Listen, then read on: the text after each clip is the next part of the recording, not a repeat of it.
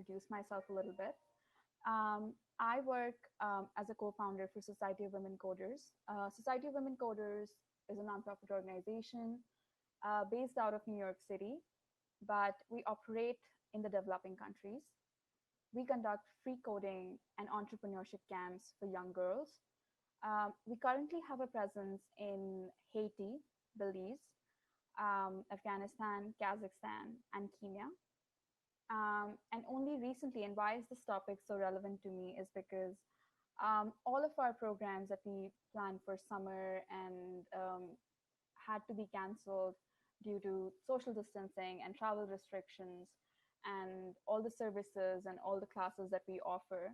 And it was a really difficult thing for us because we operate in the emerging countries, in the developing countries, and they are not well equipped with computers and Wi-Fi to be able to access the programs that we offer online. Um, so this topic is really close to my heart because it's something that I am working towards every day as well to make the organization more relevant and deliver our services better. I will talk more about Society of Women Coders, and I will introduce different things we do and how we are conducting these introductory coding and social entrepreneurship camps in different countries, and how we changed our model and changed the services we offer during this time to fit the context and to be more relevant. But I will do so towards the end of my presentation. I will be starting my presentation first by talking about the problem. So we know that the world of nonprofits is disrupted right now, especially the funding streams. They are a complete mess. There is significant disruption to the funding streams of most nonprofits. On the other hand, there is a significant increase in the demand for services. So, how do we make sure that the services that were being offered or the impact that we were creating with these organizations stays intact, even though we're facing such significant disruptions to our funding stream, to the donors alley, to stakeholders, and everything? A recent survey, actually, from Nonprofit Finance Fund found that over 60% of nonprofits are experiencing destabilizing conditions. And to top that, over 64% expect to continue these kind of threats in the months ahead. So our problem is not, we already know what is the problem. Our problem is to figure out how we can still remain impactful, why we still want to remain impactful, and who is it that we still want to deliver our impact to. And all these three things are subject to change or can be changed because, or we might have to change working in social impact because the world has significantly changed in the last couple of months. And the services that were, a very important part of our world a few months ago are no longer needed. And there are so many new services that this new world needs. So I think every organization working in social impact needs to figure out the right fit for them to still be impactful and to still fit in this world post COVID. So the most important thing for any organization working for social impact is right now is to do these three things. You have to reconsider why you do what you do. So the most important, I would say, out of these three, revisiting was the vision, revisiting how you deliver your programs and services, and to stay relevant is the delivery. So how most organizations that they're delivering their programs and services needs to be changed. They need to be forging new partnerships to increase their reach and impact. But the most important thing is how we look at this situation. Um, I've talked to a lot of people who work with me in the same space of social impact. And one thing that we all agree upon and is a common area of reflection is, do we look at this situation as an opportunity, or do we look at this situation as adversity? And that is where you start. That should be the starting point. To look at the situation as an opportunity to make things better, to change things for the better. So, revisiting your vision as an organization, and we will be going over examples of how some amazing organizations out there, nonprofits and social entrepreneurs out there, are already doing this post COVID. But these three things are what we need to do. I mean, if you're working in this space and if you have an initiative or an organization, you need to revisit your vision post COVID. You need to revisit how you deliver your programs and services, how you forge partnerships, and then you also have to make sure. And this might the first time I thought about this context or current context, you might feel that my mission was framed a certain way, and then my mission is the core of my organization, and that doesn't need to change. But that's not true.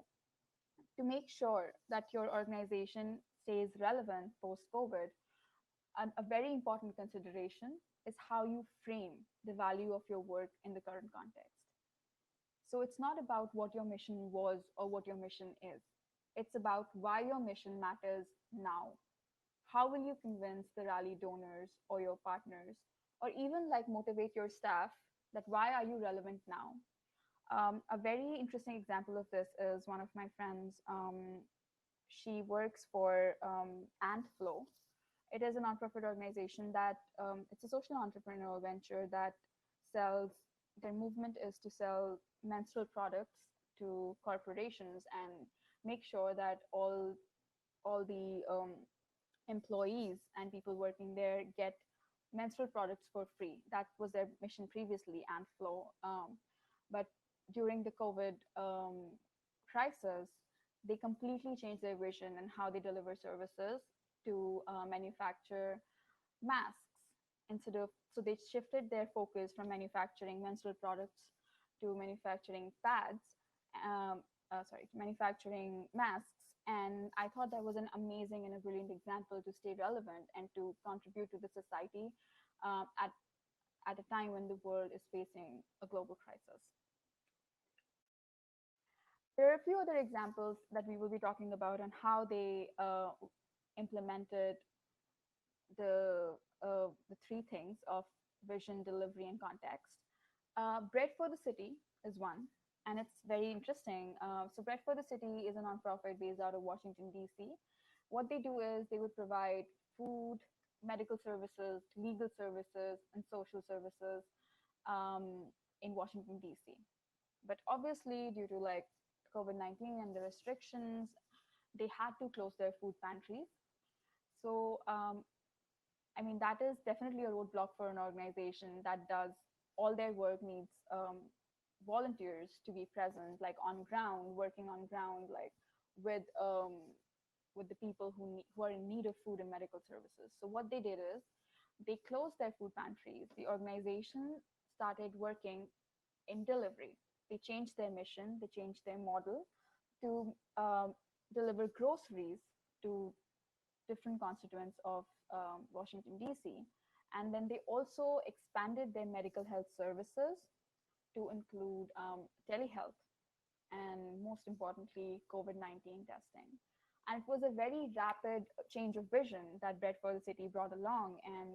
Um, and that's a testament to how strong the core values of the organization are and how quick and relevant they were to help with the COVID-19 crisis.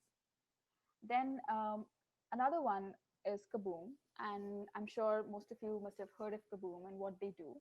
So Kaboom's main programmatic offering is to work with communities to build play spaces. So for an organization like Bread for the City, it makes sense. They were already working for medical and food services, and there's a clear correlation of how food and medical services are still so important and more important in the COVID crisis. So it was a clear that might have made more sense to move their vision in a way that it stays relevant.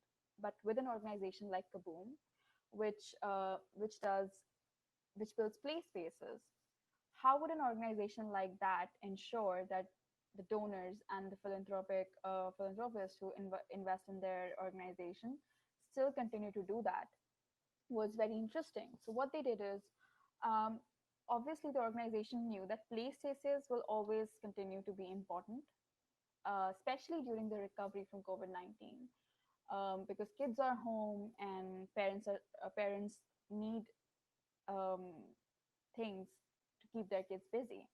So what they did is they completely shifted from building play spaces to helping with hurricanes and other emergencies. So they moved their model to be more important at this time, but they are only doing this until COVID-19 crisis is over, and they've expressed that to, I mean, as part of their model to their stakeholders, to their donors, and it's a beautiful example of how you can still be relevant and still create vital offerings for the kid. Like they're still bringing the community together, they're still creating vital offerings for the kids, but they're doing it for the people who need it most. And I thought that was a really powerful example of shifting goals during COVID. Then another one is my organization, Society of Women Coders. What we did was we moved our programs online. We we usually work with like local schools in developing countries and civic organizations, and we go on ground, we fly there, and we try to conduct these camps for girls. Um, so what we had to do is we had to figure out a way to still be able to offer this service. So we, in order to offer hope to all the girls we had promised a coding camp to, we offered Coding Without Borders, which was an initiative that was open to any girl around the world that had a PC and internet connection. Um, and the first iteration of Coding Without Borders, we had over 420 applicants from about 20 countries. And that completely changed the way we look at, changed our metrics for success for the organization, because it turned out to be one of the most impactful programs we had done. Even though we did not travel, or we did not go to a country, we made a bigger impact and created a bigger community for these girls. We're still working towards finding ways to maybe able to deliver computers to the girls that don't have access to a PC, setting up workspaces for them possibly in the future. Um, so these are a few examples of how people are changing their goals and visions in the time of COVID, working in social impact space. Another thing, and I think this is an obvious one, is how do you fund what you do to stay economically viable? Any nonprofit or any organization in the world needs to be financially viable to actually deliver impact.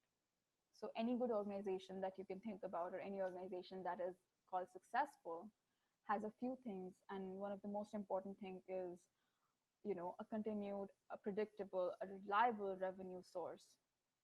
So, I mean, even if like they have processes in place to monitor finances and they have contingency plans, but a reliable revenue source is what matters and what makes an organization viable to be able to still be impactful.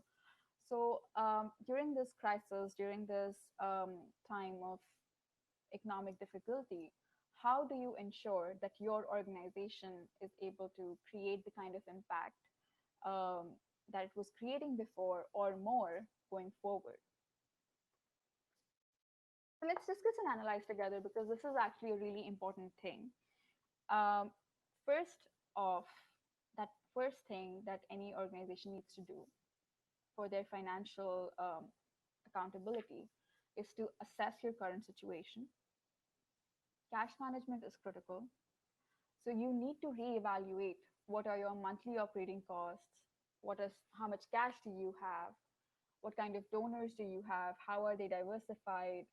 Um, I mean, this might not be the best time to pursue like new streams of funding, but it is very important to understand how your organization has been relying on different revenue streams and individual donors, so that you know how to respond if a major funding source goes away. So if your like organization is currently struggling with this, try to build a model which diversifies your donors. Try to understand what is the source of income for your donors. Go take one step back, understand where are they making their money from, and if that industry is affected, And so you have to like keep them aside for now, and then look at the donors that might still be able to help you with your mission, or find donors that are still persisting in the situation and are still working for philanthropy investments and philanthropy givings at this time. So that would be the first step. Then the next step would be to create financial plan. This is a very obvious one. I mean, most organizations already have financial scenario plans in place, but with COVID, I feel like all the planning we did for 2020, all the financial planning we did in like um, for um, for this year. Sorry, I'll go back to this. For this year is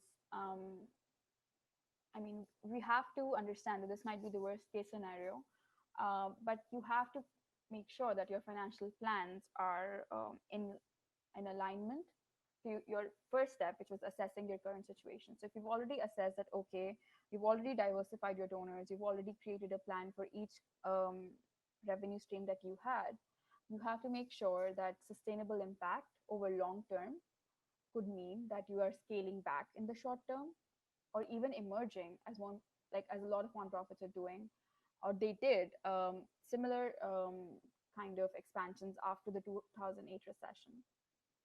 So looking at this, looking at your financial model as a place where you already have a best, worst, and an expected case scenario, but then also giving yourself the space or the ease to scale back in the short term, to merge with another organization, or if there's a way for you to even expand, that would be the best case scenario. But like, to give yourself that freedom and space, and to have that conversation with your staff, that how you are going to be how your financial scenario plans are going to fit into this world right now, is very crucial. Then the most important, in my opinion, is to really have an honest conversation with your donors and your stakeholders. uh, you need to make sure that your donors understand what you need in this time. They need to understand what are your needs. You have to be direct with them. You have to talk directly about them, for your plans, intentions. So, there is a sense of reliability of their and yours contributed revenue streams. Um, Also, like, to help gauge the predictability of your revenue streams, you need to consider talking to your customers or members to better understand how they're planning to engage with your organization in the upcoming months.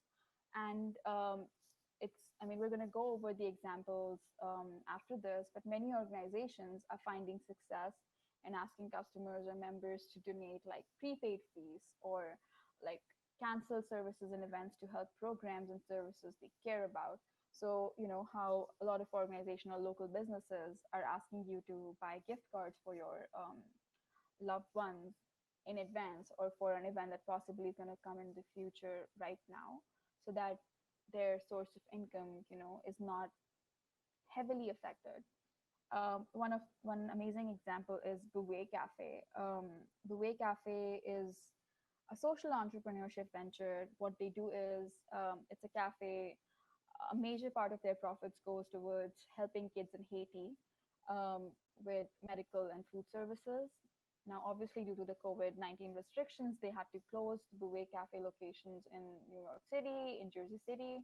So what they did was they created a program of uh, telling their customers to buy gift cards that in advance, so that they could still send some money to these kids in Haiti, which is a great example of being clear or making use of prepaid services, or prepaid fees for canceled services. So those were the three most important points for ensuring that your organization is still economically viable. Does anybody have any questions so far? Please feel free to make this an open discussion for questions or clarifications before I proceed.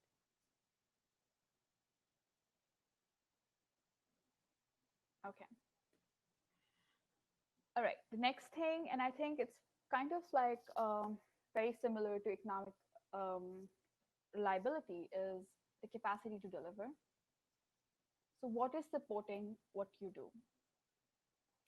Delivering any kind of social impact, it requires talent, systems, processes, and in response to like quarantine or staying at home across the world, most organizations are having to shift to virtual operations or make up for the lost volunteers that they have, or to deal with like other challenges that are to capacity. Like for example, I'm sure most of you have heard about Planned Parenthood. So the Planned Parenthood of Metropolitan Washington, what they had to do was they had to move fast to establish the technology and the infrastructure so that it could launch like telehealth services to patients month in advance than originally planned. And similarly, there's another organization that's called Share Our Strength. They um, they experienced a dramatic decrease in their revenue from events, obviously, and then a dramatic increase in giving from individual donors. So what they did was they shifted their team's capacity to focus on fundraising. So now that we're talking about capacity, this is relevant to both nonprofit and for-profit world. How do you ensure that the sources or the limited sources or unlimited resources that you have that fit to still make your organization sustainable and to still deliver the kind of impact? Because I mean, the world needs social impact and social entrepreneurs more than ever. So there cannot be a compromise on being there for each other, or being there for um, for the communities that you were already serving before. So you have to make sure that your capacity to deliver is being used to the best of its capacity.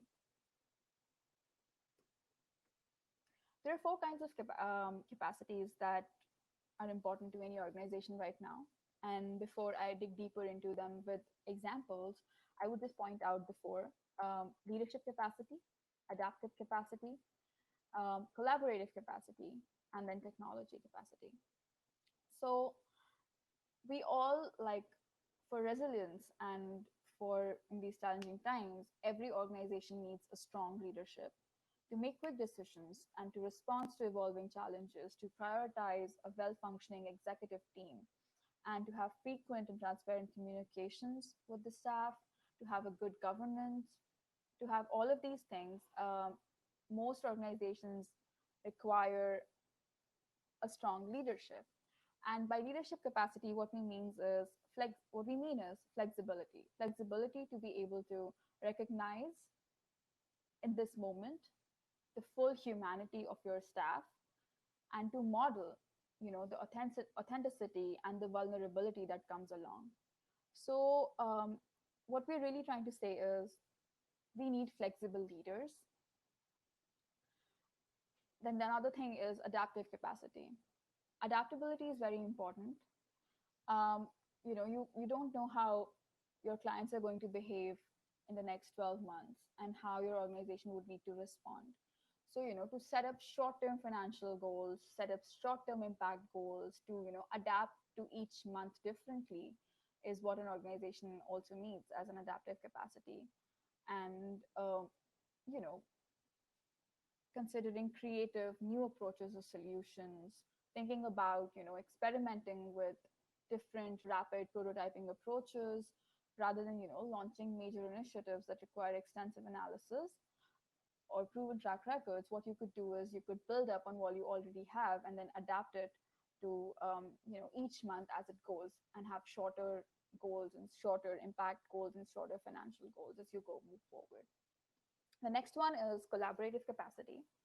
um, this one is every organization, and I think this is I took this from Pritichi Shah. She's a human resource strategist, and what she talks about is, and this is very relevant, um, collaboration shows up in three organizational pillars: a culture that explicitly calls out the importance of collaboration, then a team that you have which has collaborative skill sets, and then the leadership that models and incentivizes this behavior. So these, I mean, if you have a leadership, the staff, and a culture um, to be able to collaborate with each other that work well together, then that is something every organization needs right now more than ever. And especially to build like extensive partnerships outside of your organization, you need collaborative capacity inside your organization. And the next is technology capacity. This is most important right now. Most organizations are already moving their operations virtually. Um, there's a recent survey that Salesforce did that found out that 85% of nonprofits say technology is important to their long-term success, but only 23% have a long-term strategy or a vision for how they will use this technology.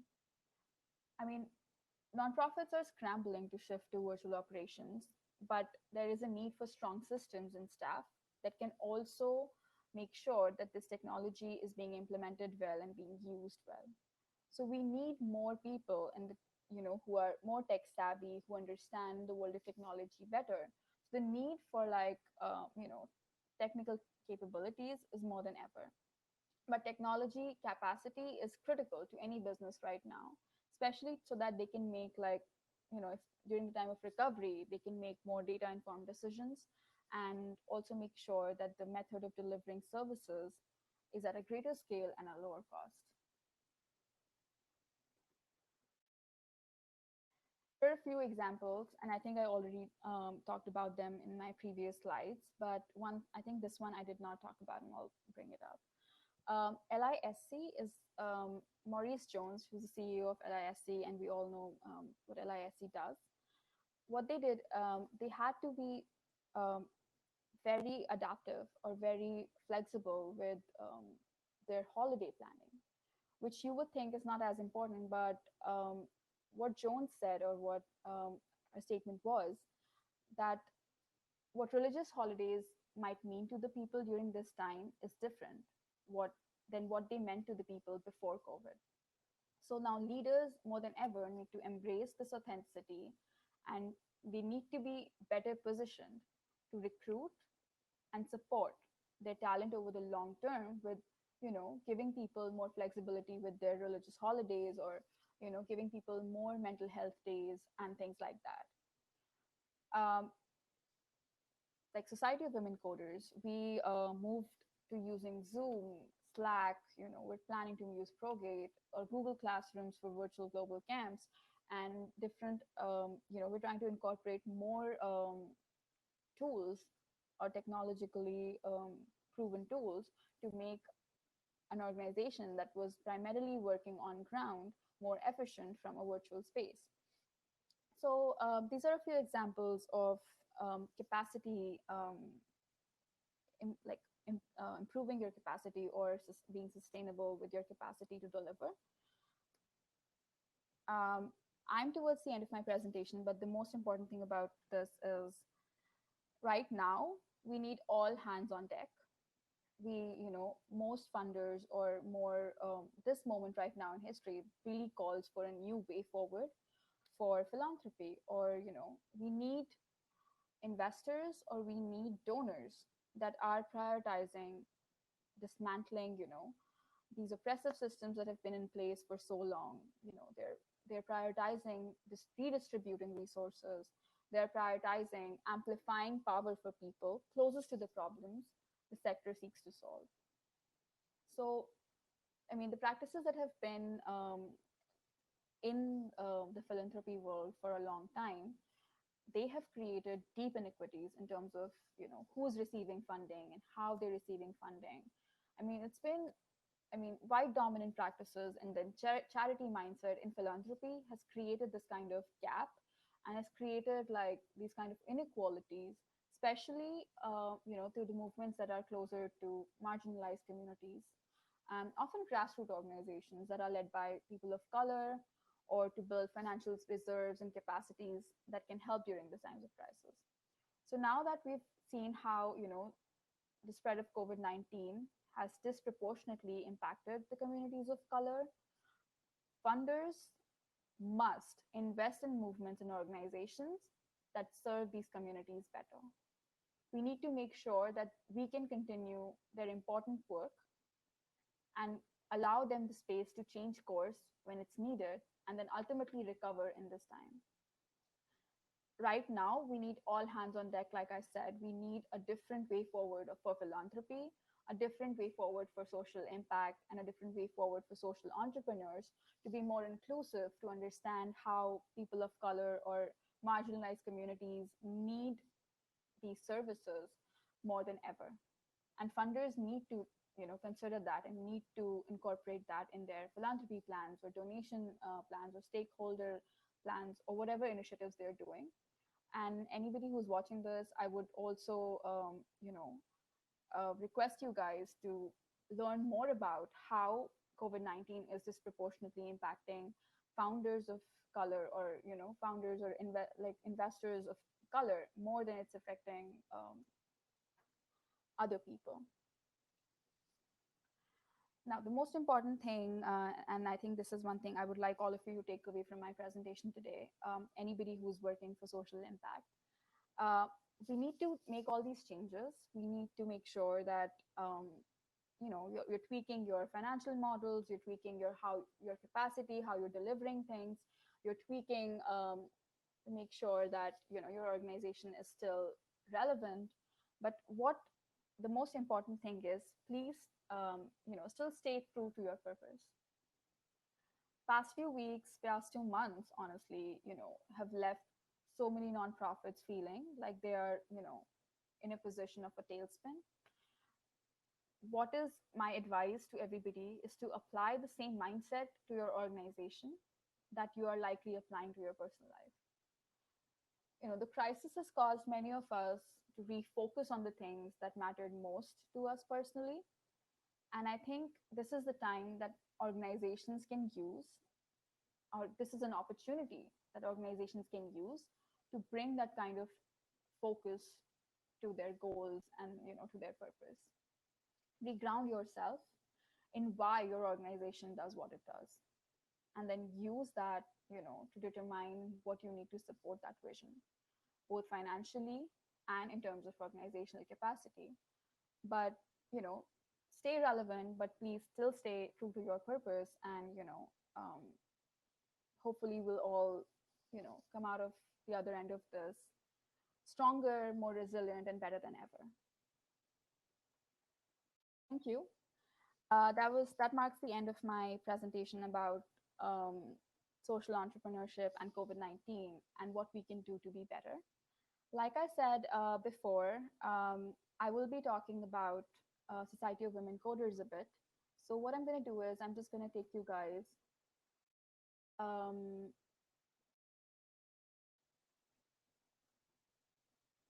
back to 1 second. I'm just going to take you guys back to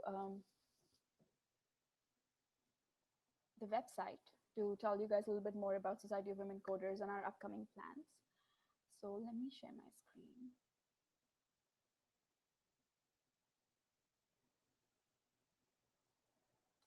So Society of Women Coders, this is the organization, and this is our upcoming camp that we're going to be doing. We're launching an iteration of Intro to Coding Without Borders, which is an intro to web development with social entrepreneurship curriculum. And it's going to be in July, starting July 25th to August 16th. And we are looking for mentors or people who've been working in this space to come forward and mentor these girls during this time. And I would encourage, if any of you, if this interests you, to come forward and be mentors with us for this camp in July, going forward in August. I will be leaving a link um,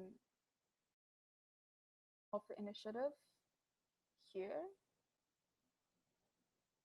Um,